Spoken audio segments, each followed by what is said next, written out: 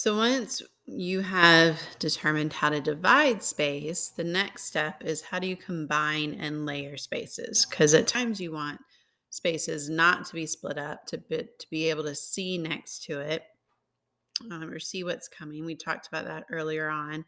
When we see what's coming up, it gives a sense of security. Um, if you're walking through a hallway and I can think of like doctors' offices, large buildings, and there's always closed doors and just hallways. You don't know where you're going. You can feel a lot lost. But if you have open areas and you can see where you're heading towards, it definitely makes people feel more secure that they're going the right place.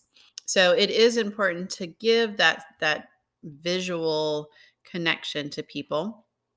It doesn't have to be full visual connection. Sometimes you just see part of it. So for this example here, from space 1 to 2 to 3, if you're in one part of space 1 down here, you're going to see into 2. You might catch a glimpse of 3, but you're not going to see a lot of it. In space 2, you can easily see into space 1 and space 3. Um, so all of that, it helps you know as well where things should go and what they need to see as they move through it. So this concept really comes into play with layering. So it allows you to see into two or more spaces at the same time. You can have a very formal setting like this first example where you've got the corridors. Um, from here, you can see into this main corridor, which it goes off to the right or extends straight on. These statues and plants that are in here guide your eye and draw you into the space. It can be as simple as just the layout of an open space where you have someone sitting at a dining table that they can then see into the seating area. And then beyond that, there is a view into the bedroom space that's there. And then the last one is an open shelving unit. So you have a seating area on this side, but you can see glimpses into the seating area, the space on the other side. It also gives you some division. So all of that gives layers as you're going through it.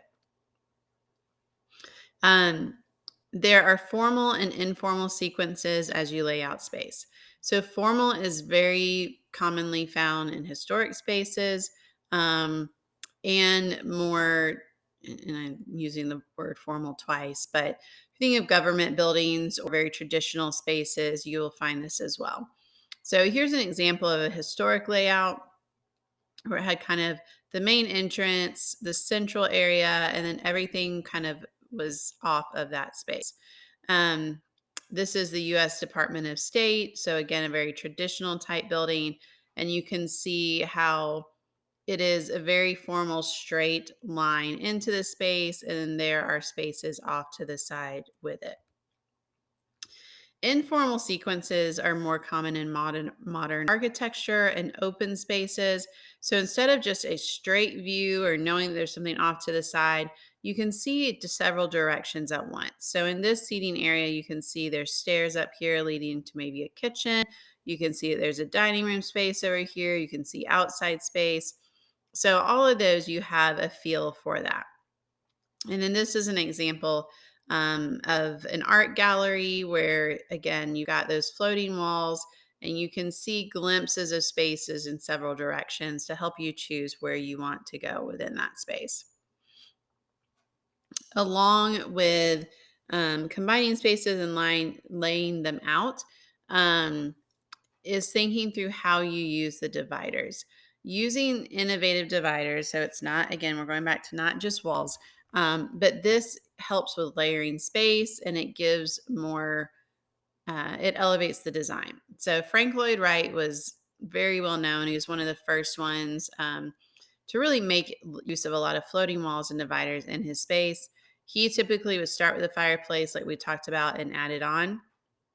Um, this example right here shows you how you can use a thick wall, a dividing space, a niche, and it's also layering space as you go into it. So let's look at a couple of examples.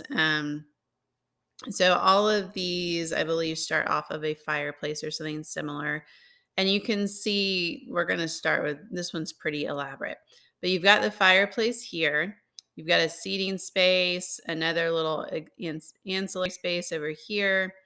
Um, there are built-in shelves, looks like along here. You've got the powder bath that moves you into the dining area where there's probably built-in cabinetry here. And then this continues on to cabinetry for the kitchen. Okay. But all that you can see, there's not doors connected to these, it's just that space. Um, this middle one, so you've got again the fireplace and then shelving along it. This also helps, there's still connection. So you can see a little bit what's going on into the dining room from here as it goes through, but others are more divided. So the living room is divided from the kitchen area. And then lastly, this is an L-shaped one.